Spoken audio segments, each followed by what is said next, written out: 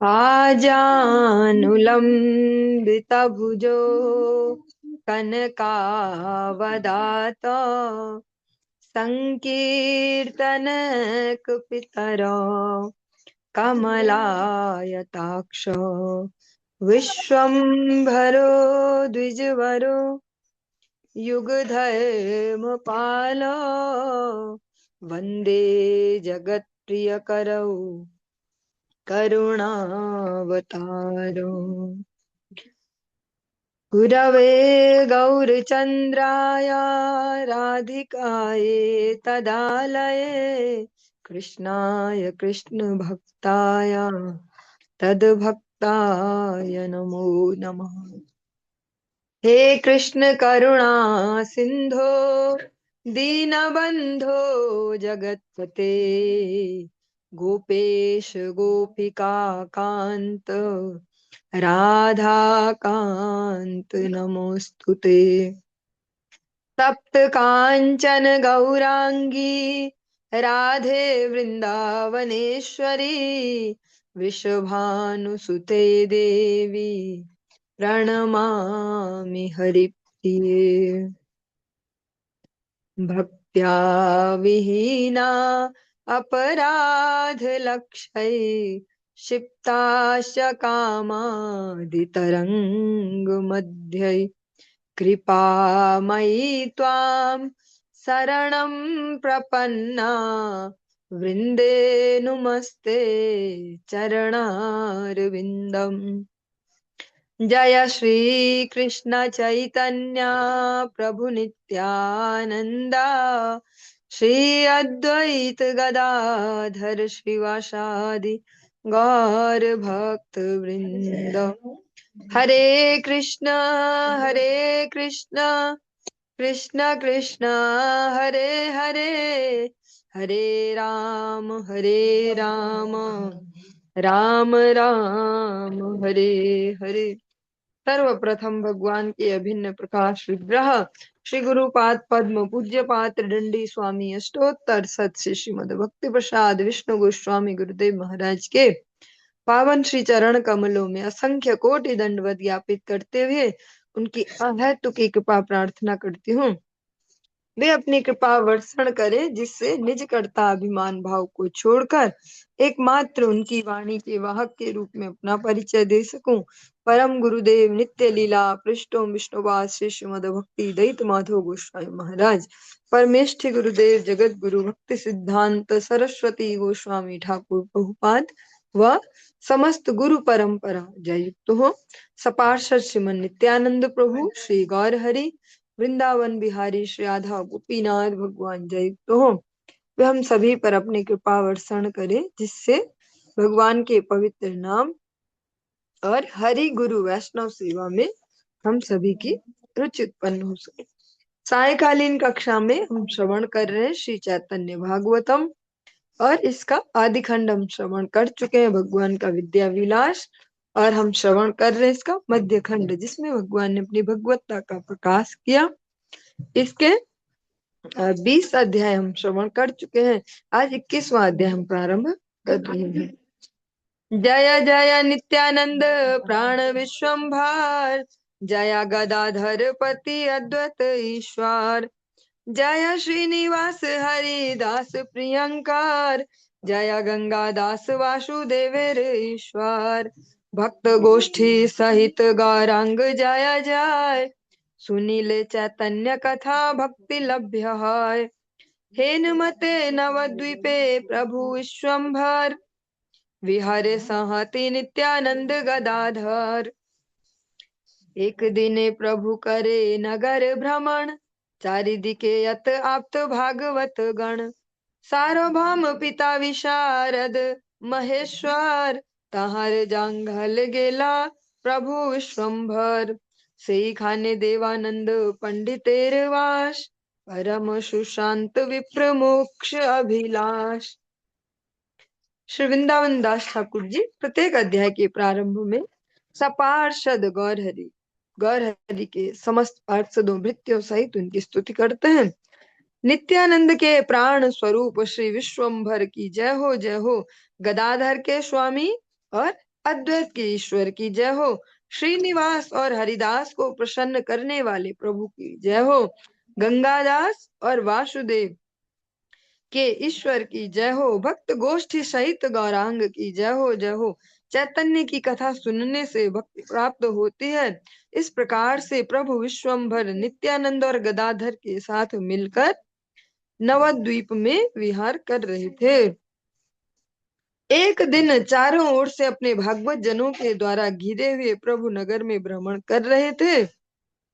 भ्रमण करते करते प्रभु विश्वम्भर सार्वभौम सार्वभौम सार्वभौम भट्टाचार्य के पिता, सार्वभौम भट्टाचार्य जो है उस समय के प्रकांड विद्वान है, जो वेद वेदांतों पे जिनका अधिकार है, ऐसे व्यक्ति, कोई नॉर्मल से ऐसे व्यक्ति नहीं, के पिता महेश्वर विशारद के घर के सामने जा पहुंचे।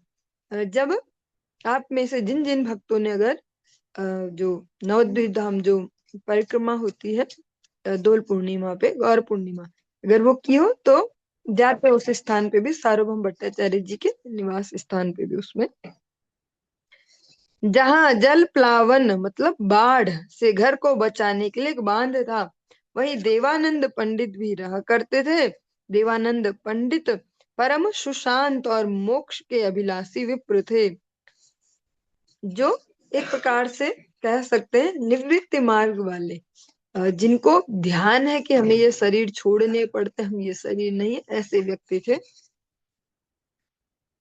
ज्ञानवंत तपस्वी आजन्म उदासीन, भागवत पढ़ाय तथापि भक्तिहीन।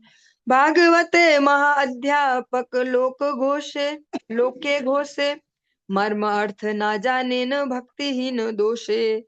जाने वार योग्यता क्षय किछुतान, कुन अपराधे न है कृष्ण से प्रमाण। दैवे प्रभु भक्त संगे से ही पथे आए, ये खाने ते तान व्याख्या सुनी वारे पाए। देवानंद पंडित ज्ञानवंत तपस्वी थे एवं जन्म से ही उदासीन रहे थे। वे भागवत पढ़ाते थे, फिर भी उनमें भक्ति नहीं थी। लोग कहते थे वे भागवत के महान अध्यापक हैं, परंतु भक्ति रहित होने के कारण वे भागवत के मर्मार्थ को नहीं जानते थे। ऐसे अनेक अनेक लोग होते ही हैं, अभी भी हैं बहुत सारे, और हमेशा रहेंगे भी और रहे भी हैं। अब थोड़ा और भी भयंकर स्थिति वाले हैं, ये वैसे नहीं थे। जानने की योग्यता उनमें कुछ थी, फिर भी किसी अपराध के कारण वह जान नहीं पाए। इस बारे में अंतर्यामी कृष्ण ही जानते थे। वो ऐसे नहीं थे दुराचारी टाइप के कि भागवत वक्ता के नाम पे और मतलब केवल उसको इनकम का सोर्स बना ले और उस इनकम से फिर अपना संसार चलाए, ऐसा अपना इंद्रिय तर्पण एक। हाँ, इसमें थोड़ा सा यहाँ पे वैसा एक टच होगा, ऐसे जैसी लाइन सुनते ही कुछ भक्तों पे भी हमारे दिमाग जा सकता कि वो भी तो ऐसे, वो भी ऐसे। एक वो हो गया संसार चलाना, कि जो कृष्ण रे संसार करे छाड़िया नाचार, एक वो हो गया आचरणशील होके और भगवान जितना दे उसमें संतुष्टि से अपने जीवन को चलाना। एक हो गया हम बहुत रजोगुणी जीवन जिएंगे इसलिए भागवत जी का आश्रय लेंगे और ठाठ से ऐश करेंगे। इसको दोनों को समझना होगा, क्योंकि बहुत सेंसिटिव सा मैटर है ना। कई बार बोल सकते हैं वो भक्ति तो करते कथा और वो भी गृहस्थी है और वो ऐसे ऐसे ऐसे जो क्वेश्चन। तो एक हो गया भागवत जी को जीविका बनाना, एक हो गया गुरु वैष्णव प्रसन्नता के लिए उसको करना, और उसमें अगर कुछ अर्थ और वस्तुएं जो संग्रह हो उनको भगवत सेवा में लगाना, और वो दिखे भी कि ये लगा है। तो ये दो अलग अलग है। इसको हम वहां नहीं जोड़ेंगे कि जो केवल बस सो कॉल्ड कथावाचक बन गए और उसको जीविका बना के, और जो बाकी लोग अलग अलग तरीके से धन कमाते हैं और अपना जीवन ऐसे रजोगुणी जीते हैं, वैसे भागवत करने वाले भी जिएंगे भागवत जी के पैसे से, ऐसे कि प्रणामी मिली और उससे हम ऐस करेंगे। ऐसा यही शब्द आजकल यूज होते हैं कि मतलब कहीं पीछे ना देखिए हम पे भी ये भी हो, ऐसी गाड़ी भी हो, और ऐसा घर भी हो, ऐसा ऐसा भागवत जी के पैसे, वो वाला नहीं। ये इस लेवल के ऐसे अनाचारी व्यक्ति नहीं थे, बस कुछ न कुछ उनका थोड़ा अपराध था जिससे भागवत जी का मर्म उनको समझ में नहीं आता था। तो भगवान सब जानते हैं। दैव योग से भक्त जनों को साथ लिए प्रभु उस मार्ग से गुजर रहे थे जहां से वे उनकी व्याख्या सुन सके। वे जो भागवत पाठ कर रहे थे, भगवान भी आज ऐसी परिस्थिति बनी है कि उसी मार्ग से गुजर रहे जहाँ से वो थोड़ा पास पड़े, जहाँ से आवाज आ जाए कानों में सब।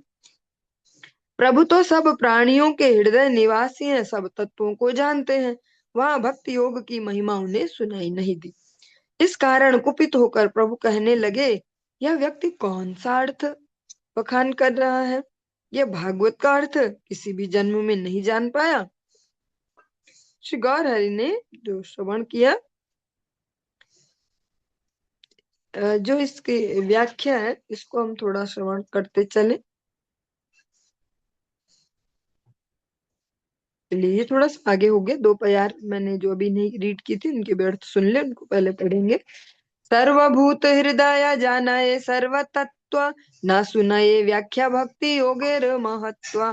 कोपे बले प्रभु बेटा की अर्थ बखाने, भागवत अर्थ कौन जन्मे ओ न जाने। श्री गौरहरि ने जो व्याख्या सुनी, कहा कि बेटा किसी जन्म में नहीं आ पाया भागवत का अर्थ समझ में।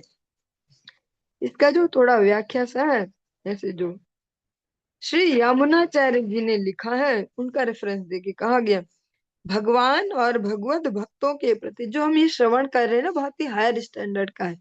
ये इतना सरल नहीं है कि हम ऐसे समझ जाए, लेकिन अगर स्टैंडर्ड बढ़ाना है हमें अपना, तो उस लेवल का सुनना ही होगा। बार बार पुनरावृत्ति से फिर कहीं जाके वो दिमाग में टिकेगा। फिर कभी भगवान की कोई कृपा होगी, प्रैक्टिकली भी उसको कहीं पे समझ पाएंगे।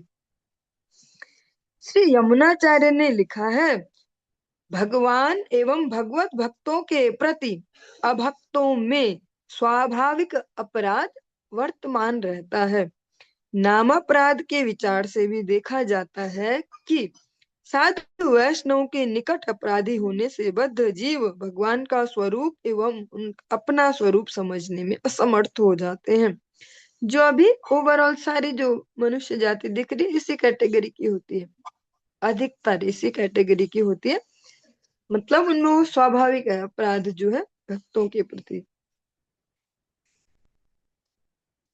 इसीलिए वे अपने इस स्वरूप के प्रति इतना भ्रमित भी रहते हैं। मतलब यहाँ देखिए, सो कॉल्ड कुछ भी हो, व्यक्ति वैज्ञानिक तक हो गया, या इस फील्ड में इतना धुरंधर, उस फील्ड में उतना धुरंधर, इतना मेहनती, या ऐसा जो जो भी, पर वो कभी जिज्ञासा नहीं आती उसके हृदय में कि मैं हूं कौन। कभी भी जब वो सुनता है कि वो व्यक्ति का शरीर छूटा, तो कभी ये नहीं सोचता मैं भी जाऊंगा। अरे जाता कौन है शरीर, या कभी नहीं आता उनमें। वो किस भी फील्ड का कैसा भी धुरंधर हो, चाहे वो स्पोर्ट्स का हो, चाहे वो डॉक्टरी का हो, इंजीनियरिंग, कभी भी उनके माइंड में क्वेश्चन नहीं आता। वो इसीलिए नहीं आता, कहीं ना कुछ अपराध ऐसे बने होते हैं। इस कारण जीव के उत्तरदायी न होने पर भी उसका अज्ञान उस विषय के लिए उत्तरदायी बन जाता है। अनेक अर्वाचीन जन कृष्ण एवं कृष्ण लीला को प्रकाश स्वरूप न मानकर अपनी काल्पनिक नश्वर बुद्धि को ही प्रामाणिक मानते हैं। जब वे सब अपराधों से मुक्त हो जाते हैं, तब जाकर वे कृष्ण को एकमात्र प्रमाण जानकर जड़ ज्ञान के प्रत्यक्ष एवं अनुमान प्रमाणों से बच पाते हैं। जो अपराध युक्त जो बुद्धि है, उसी से ही भगवान को कोई जानता नहीं है, भगवान को कोई मानता नहीं है। ऐसे आस्तिक तो बहुत है, आस्तिक जो बोलते हैं कि हम आस्तिक है, हम धार्मिक है, पर भगवान में स्थिर नहीं हो पाती उनकी बुद्धि। को कैसे समझेंगे?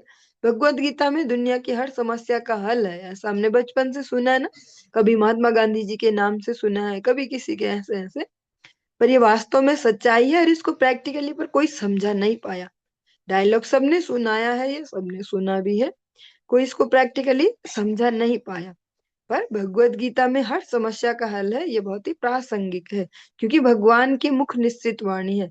तो भगवान की जो वाणी है वो भौतिक दोषों से युक्त नहीं हो सकती। उसमें कोई ऐसा दोष नहीं निकल सकता कि इसमें ये काम का नहीं या वो काम का नहीं। जो भी हम प्रसंग सुन रहे हैं, भगवान स्वयं से भी इसको कहते हैं, बहुनाम जन्म नाम अंते ज्ञानवान प्रपद्यते वासुदेव सर्वमिति स महात्मा सुदुर्लभ। अलग अलग जन्मों में, इतने जन्मों में भटकते भटकते उनमें से कुछ निकला एक ज्ञानी, फिर ऐसे ऐसे कई रेयर रेयर कोई ज्ञानी ज्ञानी, उन ज्ञानियों का एक बंच बना, फिर ऐसे से उनमें से भी छनाई हुई फिर। लेकिन जो केवल एकमात्र वासुदेव सर्वमिति सा, जो केवल वासुदेव को ही ऐसे सर्वश्रेष्ठ ऐसे समझ पाए, वो अत्यंत दुर्लभ है। वो ऐसा नहीं है जैसा भी दिख रहा में, सभी तो इतने सारे तो दुर्लभ क्या है, इतनी दुनिया में तो हरे कृष्णा वाले फैल गए ऐसे। हाँ, तो इसमें दुर्लभ क्या है? तो पूरे वर्ल्ड वाइड अगर रेशियो निकाले तो, और उन भक्तों में से भी जो सब प्रैक्टिस में लगे, उनमें से भी किसका सच में किस लेवल पर ऐसे भगवत शरणागति उसमें छनाई करे, तो महात्मा सुदुर्लभ, इस लेवल पर भगवान कह रहे गुरु वैष्णव के पास है।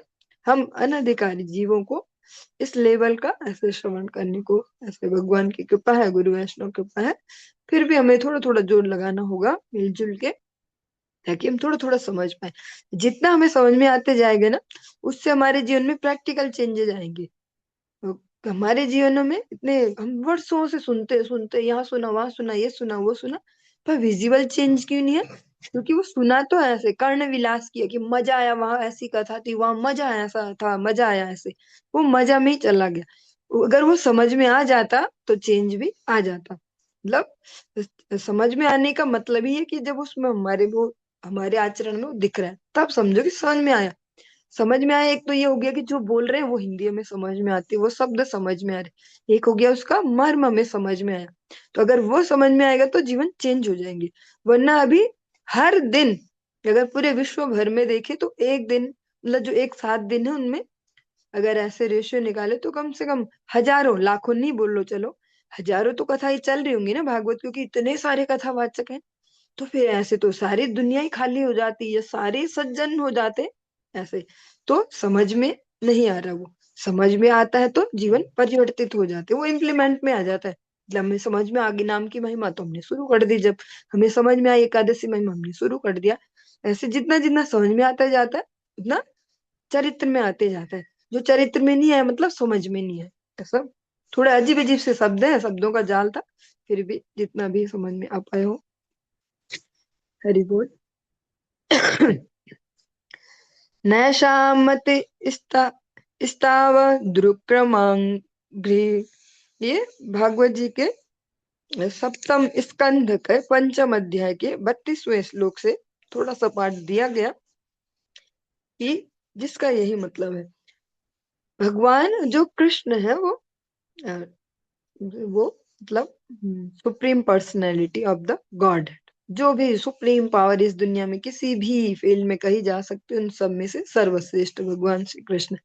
पर इसको समझना बहुत ही मुश्किल है, क्योंकि सबके अपराध बने हैं, कहीं ना कहीं किसी न किसी प्रकार से सबने जो भगवान और भगवान के जनों के प्रति कुछ अपराध किया है। अगर हम आज के परिदृश्य से देख रहे, जब हम मनुष्य हैं, भारत में जन्म मिला, जिस जिस भी शहर में बैठ के हम सुन रहे, उस एंगल से हमने तो कुछ नहीं किया ऐसा कभी। पर ऐसे जीवात्मा देखे तो कितने शरीरों से घूम फिर के आ रहे हैं, कहाँ क्या कुछ भी तो याद नहीं है। इसी जीवन का भी हमें एक हफ्ते पहले का भी याद नहीं रहता कि किससे क्या सी बात बोली थी, पता नहीं भैया, किसको बुरी लगी कुछ पता ही नहीं ऐसा, वो भी हमें पता नहीं चलता ऐसे। तो फिर अलग अलग जीवनों में हम नहीं जान सकते कब किसने क्या किया, क्योंकि तो गोल सर्कल चल रहा है ना अनेक अनेक जन्मों का, और हर जगह अनेक जन्मों की ही बात हो रही है। या ऐसा नहीं है जैसे अलग अलग जिनको पंथ कह सकते हैं, अनेक अनेक जो मत है, उन जैसा नहीं है ये कि भैया कि बस एक ही रेस है, यहाँ से शुरू की और मृत्यु तक और खत्म। जो वैदिक संस्कृति है वो बताती है कि जीवात्मा है जो अलग अलग शरीरों में ऐसे जाती रहती, घूमती रहती है। यहाँ ये वाला नहीं है कि जब जन्म हुआ तभी जिंदा है, जन्म से पहले अगर माँ के पेट में है तो मर्डर कर सकते हैं उस बच्चे का, और बस उसको स्वतंत्रता है कि वो मर्डर कर सकते हैं उसका। यहाँ नहीं है ऐसा। यहाँ ये कि जिस दिन से माता के गर्भ में आए तो भैया वो जीवात्मा है ऐसे, और उससे पहले भी वो था, उसके बाद भी हो रहेगा जब शरीर नष्ट होगा। तो इस प्रकार से अनगिनत सभी जीवात्माएं अपने अनेक अनेक अपराध लेके घूमते। इसीलिए कहा जाता है कोई मतिर न कृष्णा पर तो सतो हुआ। इसीलिए प्रहलाद महाराज जी वहां कह रहे इतना भयंकर सी बात, भयंकर मतलब हमारे एंगल से कितनी बड़ी बात कैसे बोल रहे, अपने आप कृष्ण में मति नहीं लग सकती और कोई लगा भी नहीं सकता, हमारी तो लग गई, हमारी कैसे लगी। पर वही प्रहलाद महाराज जी कहते हैं कि जो भगवान के शुद्ध भक्त है, उनकी चरण धूलि में स्नान करने से मति लग सकती है भगवान के स्वरूप में, ऐसे भगवान के श्री चरणों में। वो अपने प्रयास से नहीं ला सकती, क्योंकि सभी अपराधग्रस्त होके घूम रहे हैं ऐसे ऐसे। कोई नहीं बोल सकता हम बहुत दूल्हे धल्ले बहुत साफ सुथरे, बस किसी न किसी भक्त ने ही, इसीलिए भक्तों के माध्यम से ही प्रचार चलता है, क्योंकि भक्त ही भक्ति को दे सकते हैं। कोई इंडिविजुअली खुद से पैदा नहीं कर सकते भक्ति को, कि खुद उसने कुछ किया और भक्ति उत्पन्न होगी हृदय में। भक्त देंगे तब होगी वो। जैसे इन्फेक्शन होता है कोई बीमारी का, कोई देता है तो होता है, खुद से नहीं हो जाता कि खुद से कुछ हो गया ऐसे, जुकाम खुद से हो गया ऐसे, कहीं ना कहीं से इन्फेक्शन आता है। ये एक जड़ सा एग्जाम्पल है, इसकी वहां कोई वैसे तुलना नहीं है, पर हमको यही समझ में आते, हम यही अभी इन्हीं से रिलेट कर पाते, इसलिए ऐसा वाला नहीं। भगवान श्री गौर हरि सभी के हृदय में बसे हुए हैं और सब कुछ जानते हैं। इसीलिए आज जो गौर हरि ने उनके मुख से वो व्याख्या सुनी तो बोला, अच्छा बेटा किसी भी जन्म में नहीं जान पाए तुम भागवत जी का, कैसे कैसे व्याख्या कर रहे हो, भक्ति को साफ करके भागवत की व्याख्या हो रही, जबकि भक्ति के बगैर भागवत कैसे हो सकती है ऐसे। ए बेटार भागवते कोन अधिकार, ग्रंथ रूपे भागवत कृष्ण अवतार।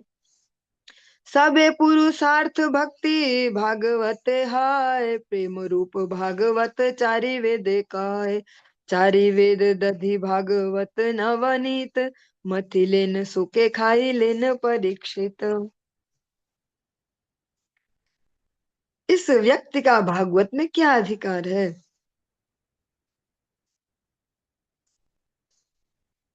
ग्रंथ के रूप में भागवत कृष्ण का अवतार है। भागवत में एकमात्र पुरुषार्थ केवल भक्ति ही है। जैसा भागवत जी के प्रथम स्कंद के प्रथम अध्याय के प्रथम श्लोक में ही श्रवण कर देते, भागवत जी में कुछ भी फालतू का नहीं है ऐसा कि कुछ बता दीजिए ना शादी कैसे होती है बच्चों की, कुछ बता दीजिए जॉब कैसे लगती है, कुछ बता दीजिए ग्रह क्लेश कैसे निपटता, भागवत जी नहीं बताते कुछ भी ऐसा। भागवत जी बताते जन्म जन्म का क्लेश कैसे निपटेगा, जन्म जन्म की सबसे परमानेंट नौकरी कैसे लगेगी, तो परमानेंट घर कैसे मिलेगा, वो भागवत जी बताती है। यही यहाँ पे श्री गौर हरि कहते हैं, भागवत में एकमात्र पुरुषार्थ केवल भक्ति ही है। भागवत जो दे सकता है वो भक्ति है बस। भागवत जी का जो मेन गोल है वो भक्ति प्रदान करना है, बाकी वो हो जाएगा तो बाकी तो सब फ्री में खुद ही आ जाएगा ऐसे। जो प्राइमरी गोल हिट हो गया तो बाकी सब उसके साथ फ्री में, वो अलग है, साइड इफेक्ट अलग है। जैसे कोई एलोपैथिक मेडिसिन खाई बुखार को दबाने के लिए, तो किडनी फेल होगी कुछ साल बाद, वो उसका साइड इफेक्ट है, पर उसके लिए खाई नहीं थी वो। या रसौली बने पेट में, उसके लिए खाई नहीं थी इतनी सारी दवाइयां। कोई खाई थी सिर दर्द के लिए, कोई खाई थी बुखार के लिए, कोई खाई थी पेट दर्द, कोई खाई पेन किलर, ऐसे ऐसे। पर उसलिए नहीं खाई थी कभी जाके रसौली बन जाएगी पेट में, पेट कटा हो ऐसा, वो खुद से हो गया। तो भागवत जी का जो मेन काम है वो भक्ति प्रदान करना, भक्ति को हृदय में उत्पन्न करना। फिर बाकी संसार कोई है तो वो संसार तो फ्री में ही मिल जाता है। चारों वेदों का कहना है कि भागवत प्रेम स्वरूप है। चारों वेद दही है, भागवत है नवनीत मक्खन। अब मक्खन के बाद क्या बच जाएगा कि कुछ और इस ऐसे, वो तो फाइनल है। अब कोई ऐसे ना सोचे साथ साथ कि उससे घी भी बनता है ऐसा, वो फिर वो अलग फॉर्म हो गया। मक्खन वाला टेस्ट घी में नहीं है, मक्खन वाली स्निग्धता वो घी में वैसी नहीं है। सुखदेव गोस्वामी ने इसका मंथन किया है और परीक्षित महाराज जी ने इसे खाया है। मोर प्रिय सुख से जाने न भागवत, भागवते कहे मोर तत्वाभिमत। मुई मोर दास आर ग्रंथ भागवते, यार भेद आछे तार नास भाल मते। भागवत तत्व प्रभु कहे क्रोधावेशे, सुनिया वैष्णव गण महानंदे भाषे। भक्ति बिनु भागवत से आर बखाने, प्रभु बले से अधम किछु ही ना जाने। मेरे प्रिय सुखदेव ही भागवत को जानते हैं। श्रीमद् भागवत में ही मेरे तत्व का सही रूप से वर्णन हुआ है। मुझ में, मेरे भक्तों में और भागवत ग्रंथ में जो भेद दर्शन करता है वह भली भांति विनाश को प्राप्त होता है। जो भक्त भागवत, ग्रंथ भागवत और भगवान भागवत, इनमें जो भेद करते हैं वो अपने विनाश को प्राप्त करते हैं। क्रोध के आवेश में आकर प्रभु ने जो भागवत तत्व कहा, उसे सुनकर वैष्णवगण महान आनंद में विचरण करने लगे। गौर हरि इसको कह रहे, क्रोध में सुन के ऐसी व्याख्या कर रहा है, ऐसा ऐसा, जो फिर वास्तविक महिमा जो बोलने लगे। जब स्वयं जो साक्षात भागवत हो, वो ग्रंथ भागवत की महिमा सुनाए तो कैसी होगी। और भक्तों के आगे मजे, हमारी भाषा में कहे तो, कि वाह आज तो बहुत बढ़िया हो गया, इसके बहाने हमें सुनने को मिला। प्रभु ने कहा, भक्ति को छोड़कर जो भागवत की कुछ और व्याख्या करता, वह अधम कुछ भी नहीं जानता है। जो हम ये प्रसंग सुन रहे हैं, बहुत अति संवेदनशील है, समझ में तो आने वाला नहीं है, लगेगा समझ में आ रहा है, बहुत मुश्किल है। जैसे गुरुदेव को जैसे बचपन से ऐसे देखते आ रहे, और गुरुदेव हमेशा हमेशा वो बहुत ईमानदार हैं अपने ठाकुर जी के प्रति शरणागति, भागवत जी के प्रति शरणागति। और वो कभी ऐसे लपड़ चपड़ ऐसे घुमा घुमा के ऐसे नहीं, जहाँ पे जैसा हो स्पष्टता से कहते हैं, तो समझने में इजी रहता है। जैसे छोटे छोटे एज ग्रुप के थे हम, और कोई भागवताचार्य हैं, अभी हैं, वो शरीर है उनका, और बहुत बड़े भागवताचार्य थे वो, अब तो नहीं करते कथा। जो भी अभी ज्यादा हिंट दे दोगे तो वो फिर मुश्किल हो जाएगी। तो उनको लेके कहा था एक बार कि देखो ऐसे कि मतलब उनके कथा गुरुदेव को भी सुनने का कहीं से निमंत्रण आया, मतलब जो भी है, से एक इमोशनल परेशानी कि सुनो भैया इनकी। तो वो इसी प्रकार से, और भागवत जी में, और इतने बड़े भागवताचार्य, और लाखों फीस भी है उनकी, और विदेशों में भी करते रहे ऐसे ऐसे। तो उन्होंने जो कहा था, गुरुदेव फिर सुना रहे थे, हम सब सुन रहे थे, ठीक वहां बैठ के, और मैं यहाँ नीचे बैठ के सुन रहा, और ऊपर से बोल रहे हैं कि ज्ञान बिना भक्ति लंगड़ी, और ज्ञान बिना भक्ति गूंगी, और ऐसा ऐसा, और बहुत आवेश में ही बोल रहे थे गुरुदेव ऐसे। छोटे छोटे थे उस समय, वो अलग एंगल से सुन रहे थे, अलग एंगल से समझ रहे थे। उसी बात को सालों साल ऐसे आगे बढ़ते बढ़ते अब अलग अलग एंगल से समझ पाते, और अच्छे से और अच्छे से। और जो वो व्यक्ति है जिनको लेके उस समय वो टिप्पणी वो कह रहे थे गुरुदेव, आज उनके जीवन का भी देखते हैं हास्य, मतलब जो भी रिजल्ट भी है, सो कॉल्ड बहुत बड़े भागवताचार्य और ऐसे, और इतने फेमस, और लाखों फीस एक एक भागवत कथा के, ऐसा तैसा, आज उनकी भी दशा देखते हैं। और एज ग्रुप लगभग गुरुदेव के आसपास ऐसा है, और उनको भी देखते हैं। तो जो ये आज श्रवण कर रहे हैं ना अभी ये वाला प्रसंग, ये बिल्कुल फिर रिलेट करता माइंड में कि हाँ बिल्कुल ठीक है ऐसे, या तब ये समझ में भी आ रहा है ऐसे कि तब ऐसा बोला था, और आज देख भी पा रहे हैं इनकी हालचाल ऐसे, और इनके भी देख रहे हैं कि इनके क्या पोजिशन है आज। तो यही महाप्रभु वहां कह रहे हैं। भागवत को ऐसे बोलना, उस पे डॉक्टरेट करना, सो कॉल्ड ऐसे भागवताचार्य बनना, वो बहुत ही अलग बात है। और उसको समझ पाना, अपने जीवन को भागवत बना पाना, बहुत अलग बात है। वो भगवान के जन ही कर सकते हैं। भागवत जी कोई ऐसा लौकिक कोई विषय नहीं है कि उस पे महारत हासिल हो गई, मतलब बढ़िया बढ़िया बोल सकते हैं, मधुर मधुर वाणी लोगों को रिझा सकते हैं, बढ़िया कीर्तन भी करते हैं, और बढ़िया टीम भी, और ऐसे ऐसे, और सब बढ़िया। पर उसको हम जीवन में ला पाए, उसके जो विषय वस्तु है उसको समझ पाए, उसको अप्लाई कर पाए जीवन में, वो बहुत मुश्किल है। वो भगवान के शुद्ध भक्तों की चरण धूलि में स्नान कर करके मिलती है। वो कोई फूल मालाएं पहन पहन के, ईगो बढ़ा बढ़ा के, उससे नहीं, चरण धूलि में नहा नहा के, नहा नहा के, जैसे गुरुदेव करते हैं। जब भी कभी भी देखे उन्हें कोई भी ऐसे, तो हमें तृणादपि नीचे न ऐसे, कभी ऐसे चौड़े होके ऐसे नहीं बैठते, कभी सिंहासन पे कि ये है महाराज और इनका आज बर्थडे सेलिब्रेशन चल रहा है, ये महाराज इनकी बड़ी कथा, इनका संन्यास उत्सव, ऐसा। वो तो वह भक्त भागवत, जिनके वो जीवन में भी दिखती है भागवत जी। तो इसीलिए बार बार हम रिपीट भी करते हैं, क्योंकि ताकि हमें याद रहे बार बार कि हमने कोई सत्संग नहीं लिया है। सत्संग जैसे चल रहे हैं बहुत सारे, हमने सत्संग नहीं लिया। भगवान के जो आचरणशील शुद्ध भक्त हैं, उनके श्री चरणों की शरणागति ली है, जिससे हम वास्तव में समझ पाए कि हमारे जो जीवन है इनकी स्थिति क्या है, और क्या होने के लिए मनुष्य जीवन मिला है। हमने सत्संग नहीं लिए है कि हमारा सब सेट हो जाए, तो वो भी जो हमें लगता है कि सेट होना है इसको कहते हैं, वो सब हम समझ पाए कि ये सारा झमेला आखिर है कौन, क्यों, और इससे पार कैसे जाए, इसलिए हमने ये शरणागति ली है। महाप्रभु आज भागवत जी की महिमा उस आवेश में श्रवण करवा रहे हैं। निरवधि भक्तिहीन ए बेटा वा खाने, आजी पुंथी चिरी देखी हा विद्यमाने पुंथी चिरिवारे प्रभु क्रोधावेशे आए सकल वैष्णव गण धरिया रहाय। यह व्यक्ति निरंतर भक्ति रहित व्याख्या कर रहा है, देखना आज मैं इसके ग्रंथ को चीर फाड़ के रख दूंगा। ग्रंथ को फाड़ देने के लिए प्रभु क्रोध के आवेश में दौड़े, किंतु सब वैष्णव ने रोक दिया। आज मैं इसकी किताबें फाड़ के फेंकूंगी। क्या क्या बोल रहा है ऐसे अनर्गल, ऐसे भगवान ऐसे जा रहे आवाज में, पर भक्तों ने रोक लिया। महाचिंत्य भागवत सर्वशास्त्रे गाय, इहा न बुझिए विद्या तप प्रतिष्ठाय। भागवत बुझी है न यार आछे ज्ञान, से न जाने कबू भागवतेर प्रमाण। सभी शास्त्र इस बात का कीर्तन करते हैं कि भागवत एक महान अचिंतनीय, जिसको हम अपने दिमाग में फिट नहीं कर सकते, समझ गए अब हम भागवत हमने तो सुन ली, ऐसे अचिंतनीय वस्तु है। इसे विद्या तपस्या एवं प्रतिष्ठा से नहीं समझा जा सकता। बाहर से लोगों को पागल बनाया जा सकता है, बहुत बड़े कथावाचक, ये बहुत बड़े व्यास जी, बहुत बड़े ऐसे, पर वो व्यास जी के हृदय में कितनी बेचैनी है वो भगवान ही जान सकते हैं। बाहर से तो सब चमाचम सब बढ़िया दिख रहा है, पर अंदर क्या है वो भगवान ही जानते हैं।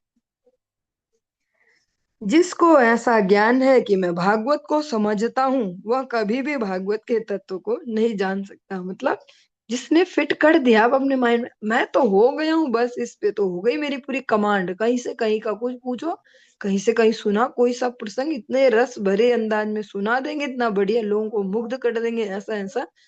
पर यही कह रहे हैं कि वो अभी तक जान नहीं पाया, क्योंकि जो वास्तव में इस भागवत जी के तत्व को समझते हैं वो इतना सरल और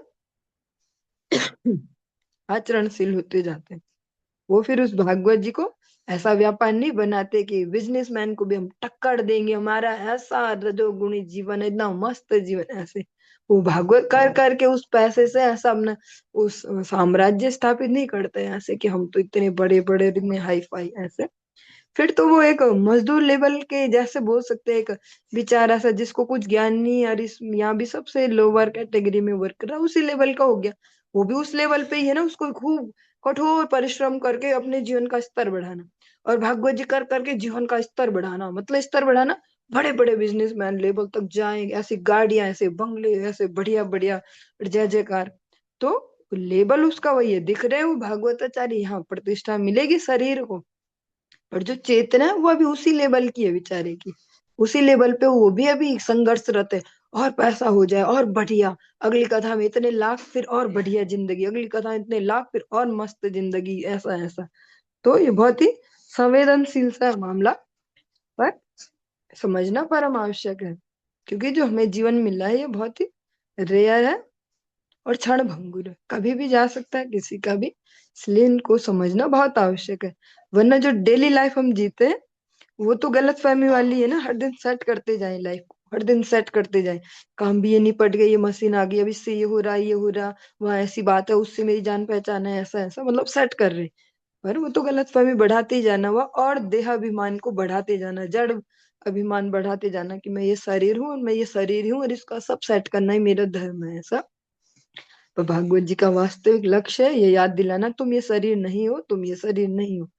परीक्षित महाराज जी को भी अंत में यही कहा कि अब आपको डर तो नहीं लग रहा, क्योंकि आप तो इस शरीर नहीं हो ना। तो उन्होंने यही कहा कि अब मेरा इस शरीर में कुछ वो नहीं रह गया, अब जो भी होगा मैं तो इससे परे हूं ना, मैं तो ठाकुर जी का दास हूँ, शरीर का जो भी होगा देख लेंगे क्या उसमें। तो यही भागवत जी का वास्तविक लक्ष्य है। भागवत जी का लक्ष्य कोई संसार बढ़ाना नहीं है, चाहे वो श्रोताओं के लिए चाहे वक्ताओं के लिए, भागवत जी का दोनों के लिए जो सिमिलर सा एक उद्देश्य है कि भक्ति हृदय में जागृत हो, भगवान के प्रति शरणागति, अपने स्वरूप का बोध होना, जो स्वरूपों के प्रति हमारा जो भ्रम है वो दूर हो पाए, यही भागवत जी का वास्तविक लक्ष्य है। भागवत अचिंत्य ईश्वर बुद्धियार, से जाना ये भागवत अर्थ भक्ति सार।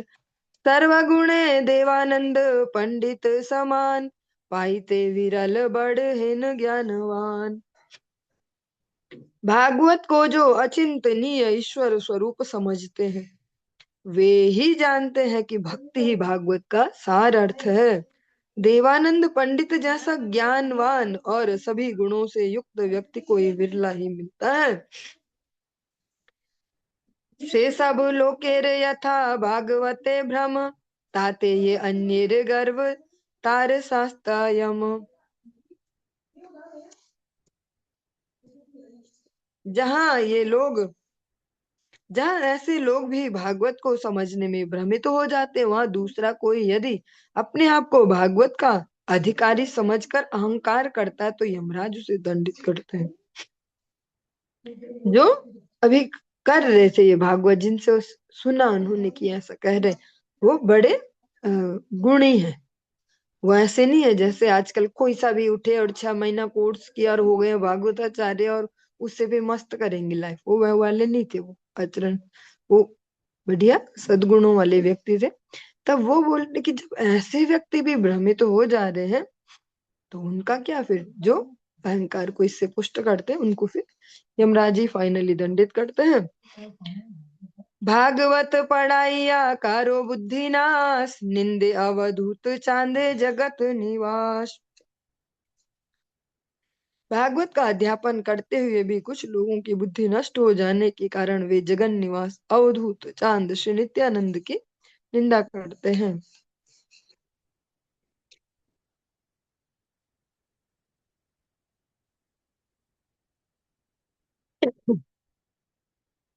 ए मत प्रतिदिन प्रभु विश्वम्भर, भ्रमई नगर सर्व संगे अनुचर।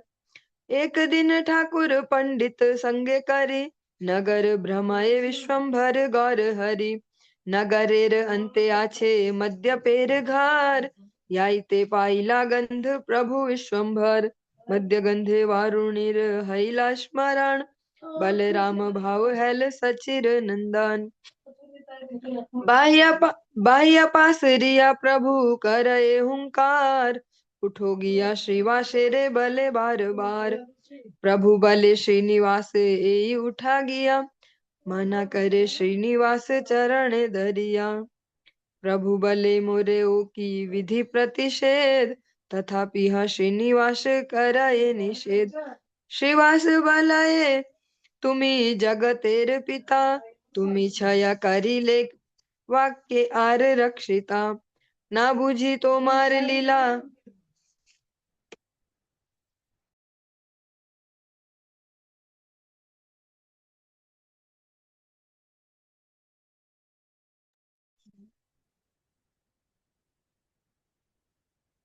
तुम छया करी लेवा के आर रक्षिता। ना बुझी तुम्हार लीला निंदी वे ये जन, जन्मे जन्मे दुखे तार हई वे मरण। नित्य धर्म माया तुम्हें प्रभु सनातन, ए लीला तुम्हार बुझी वे को न जान। यदि तुम उठ गया मध्य पेर घरे, प्रविष्ट हाई मुमुई गंगार भीतरे। भक्तेर संकल्प प्रभु न करे लंघन, हासे प्रभु शिवा शेर सुनिया वचन। प्रभु भले तुम्हारे नाहिक याते इच्छा, ना उठे वो तुर वाक्या ना करे वो मिछा। इस प्रकार से प्रभु विश्वम्भर प्रतिदिन अपने अनुचरों के साथ पूरे नगर में भ्रमण किया करते थे। एक दिन श्रीवास पंडित को साथ लेकर ठाकुर विश्वम्भर गौरहरि नगर में भ्रमण कर रहे थे। नगर के अंत में एक मद्यप का घर था। वहां से गुजरते समय प्रभु विश्वम्भर को वारुणी की गंध मिली, और गंध मिलते ही प्रभु सच्चिनंदन को वारुणी का स्मरण हो आया। वे बलराम जी के भाव से आवेशित हो गए। बाह्य चेतना भूलकर प्रभु ने हुंकार की और श्रीवास से बार बार कहने लगे कि चलो भीतर चलते हैं। प्रभु ने कहा, श्रीनिवास मैं जा रहा हूँ। परंतु श्रीनिवास ने चरण पकड़कर उन्हें मना किया। प्रभु बोले, क्या मुझे भी विधि निषेध का पालन करना पड़ेगा? फिर भी श्रीवास उन्हें जाने को मना करते रहे। श्रीवास ने कहा, आप जगत के पिता हैं, यदि आप ही संहार करने लगे तो रखवाला कौन होगा? बिना समझे जो आपकी लीलाओं की निंदा करेगा वह जन्म जन्मांतर तक दुख भोग कर मरेगा। हे प्रभु, आप नित्य सनातन धर्ममय पुरुष हैं, आपकी यह लीला कौन समझ सकता है? यदि आप मद्यप के घर चले गए तो मैं गंगा जी में प्रवेश करूंगा। प्रभु भक्त के संकल्प का उल्लंघन नहीं करते। शिवास की बात सुनकर प्रभु हंसने लगे। प्रभु ने कहा, तुम्हारी इच्छा के विपरीत मैं कुछ नहीं करूंगा। मैं नहीं जाऊंगा, तुम्हारा वचन मैं व्यर्थ नहीं होने दूंगा। इसके इसमें ज्यादा तो इसको एक्सप्लेन नहीं करेंगे। जो भगवान है वे समस्त विधि निषेधों से ऊपर है। भागवत जी के प्रथम श्लोक में ही कह देते हैं, प्रथम और द्वितीय श्लोक में, सुविज्ञ स्वराट, जो भगवान है सब कुछ है, सर्व अंतर्यामी, सब जानने वाले, हर समय में हर काल को, और स्वराट है, सारे प्रतिबंधों से ऊपर। जो मनुष्यों के लिए धर्म अधर्म की परिभाषा है वो भगवान के लिए नहीं है, पर जो मनुष्य, जो जाति है, जो मनुष्य देखेंगे तो वो अपने एंगल से सब देखेंगे ना भगवान की सारी लीलाओं को और सब क्रियाओं को, तो अपने धर्म के हिसाब से वहां पे फिट करेंगे, ये सही ये गलत ऐसे। तो जो यहाँ पर श्रीवास जी हैं, उन्होंने भगवान को आज मद्यप के घर जाने से रोका। क्यों? क्योंकि श्रीवास है अभी बीच का सेतु, वो मनुष्य और भगवान इनके बीच का एक ब्रिज है। वो इधर वाले को भी जानते और इधर वाले को भी जानते। इधर वाले की मनस्थिति जानते कि ये गड़बड़ नहीं है, पर इधर वाले में बुद्धि नहीं है ये समझना कि ये गड़बड़ नहीं। तो बीच में मैं बनू, तो बोलते अगर आप मद्यप के घर गए तो मैं गंगा जी में कूद जाऊंगा, लो। तो उनकी वजह से ठाकुर जी आज रुक गए। इसको ज्यादा एक्सप्लेन करना हमारी क्षमता से बाहर है। फिर भी जैसे भगवान की जो जो ऐसे नॉर्मली बोल देते, राधा कृष्ण प्रेम, राधा कृष्ण लीला, गोपी प्रेम, ऐसे लीलाएं, रास लीलाएं, ऐसे जैसे संसार में अलग अलग एंगल से उसको ऐसे समझाया जाता है। वास्तव में जैसी वो लीलाएं हैं, जैसे उसके जो वास्तविक अधिकारी जन है, जैसा वो समझते, अगर उस एंगल से इस धरती पे दिखाने लग गए तो यही भगवान पे केस चलने लग जाएंगे अलग अलग टाइप के। इसीलिए उसको इतना सुरक्षित करके रखा जाता है। इसीलिए भागवत जी के जो ये प्रसंग है, इनको श्रवण करने की ऐसी स्वच्छंदता स्वतंत्रता नहीं है। कोई वैष्णव के अनुगत्य में उनको समझा जाता है, क्योंकि वो हमारी पाचन क्षमता से बाहर के, उनमें गड़बड़ नहीं है, पर हमारी लिमिट नहीं है उनको समझने की। ऐसे इस जगत में काफी कुछ होता है। एक साइंटिस्ट जिस एंगल से कर पाएगा, सोच पाएगा, उससे मैं नहीं समझ पाऊंगी। मुझे तो लगे ओ पता नहीं क्या कर दिया, अब ऐसा क्यों कर दिया, अब ऐसा क्यों कर दिया, बीच में घुस जाएंगे। पर वहां तो रिजल्ट दिखना है ना फाइनली। ऐसे ये तो एक भौतिक सा एग्जाम्पल दिया क्योंकि हम इससे ही समझ पाएंगे, क्योंकि बहुत कुछ इस भौतिक जगत में भी ऐसे जो हमारी क्षमता से बाहर है, समझ से परे, पर तब भी वो हो रहा है। तो ऐसा आध्यात्मिक राज्य का जो रस है उसको हम अपनी इन जड़ बुद्धियों से नहीं समझ सकते। उसमें हम धर्म अधर्म अपने एंगल से फिट करेंगे, क्योंकि ऐसा श्री गुरु महाराज जी से भी कभी कोई ग्रंथ था, उसमें भगवान की ऐसे जो ऐसी लीला है, उनको उनके आदेश से, उनकी कृपा से श्रवण का, ऐसे पठन का वो मिला मौका। तो मैंने एक बार कुछ क्वेश्चन किया, तब उन्होंने यही बोला कि भगवान स्वराट है, और हम उनमें फिट नहीं कर सकते अपने धर्म को, कि ऐसा नहीं कर सकते, भगवान तो भगवान है, वो ऐसे काम क्यों करेंगे या वैसा वैसा। भगवान है स्वराट। हमारे जो है बहुत सारे लिमिटेशन है, इस जगत में भी कितने सारे लिमिटेशन होते हैं। कोई बहुत बढ़िया आदमी है, हाँ बहुत ही बढ़िया आदमी है, जैसा बोलते हैं न्यायप्रिय और वो, पर अगर वो किसी ऐसी फैमिली में है जहाँ बहुत सारी गड़बड़ है, तो बहुत रेयर होंगे वे लोग कि जो सब उनको उठा के और समाज में ला जाए कि ऐसे ऐसे हमारे घर वाले ऐसा ऐसा। वो बहुत ही मुश्किल, और वो सामान्य जीवन भी नहीं जी पाएंगे, या तो उनके मर्डर हो जाएंगे, या वो विक्षिप्त मानसिकता, वो पागल हो सकते हैं ऐसा। ये बहुत ही अजीब सा एग्जाम्पल था, पता नहीं जितना समझ में है। पर भगवान की जो लीलाएं हैं वो हमारे पहचानने लायक नहीं है, हमारी वो क्षमता ही नहीं उनको समझने लायक। फिर हम उसमें जो धर्माधर्म फिर करेंगे, वो जैसा हमने सीखा बचपन से, इसको धर्म कहते हैं, इसको अधर्म। वैसे जैसे सत्य है, सच कहना तो बहुत अच्छी बात है, हमेशा ही सच बोलना चाहिए। हाँ, सच ये है कि सामने वाला जो है बेचारा, उसके शरीर में कुछ रोग है, कुछ गड़बड़ है, और हम उसको एक गंदे तरीके से सच बोले कि तू तो ऐसा कहीं का ऐसा, तो बहुत ही गलत सच होगा वो। उससे फिर हमें वो स्वर्ग राज्य नहीं मिलने वाला, कि सत्यवादी को स्वर्ग मिलता है, फिर उसे में नरक मिलेगा। हमने एक के हृदय में क्लेश दिया। ये ये एग्जाम्पल ही सही फिट बैठेगा। भगवान की जो लीला है वो हमारी क्षमता से बाहर है। तो श्रीवास पंडित जो है वो बीच के, वो समझते इधर वालों का दिमाग और इधर वालों की स्थिति, तो उन्होंने ठाकुर जी को फिर अपने एंगल से घुमाया श्री गौर हरि को, कि आपको नहीं जाना उसके घर में, क्योंकि फिर मैं गंगा जी में कूद जाऊंगा ऐसे। और ये जो बीच वाला इनका रोल हर जगह बहुत इंपॉर्टेंट है, इसको मैनेजमेंट कहते हैं। इसका रोल हर जगह बहुत जरूरी है। एक जो कह सकते हैं भगवान के जो स्निग्ध जन, जो परम हंस जैसे जो वैष्णव होते हैं, उनके साथ ऐसे व्यक्तियों का, उनके साथ भी ऐसे व्यक्तियों का होना बहुत परम आवश्यक है, क्योंकि जगत उनकी स्थिति को नहीं जानता, कब किस उनके किस शब्द का, किस क्रिया का कैसे अर्थ लगाए और उनके प्रति अपराध करे। तो इसलिए चलिए आज के इस प्रसंग को यहीं पे विश्राम देंगे, और इससे आगे हम कल श्रवण करेंगे। हरे कृष्णा।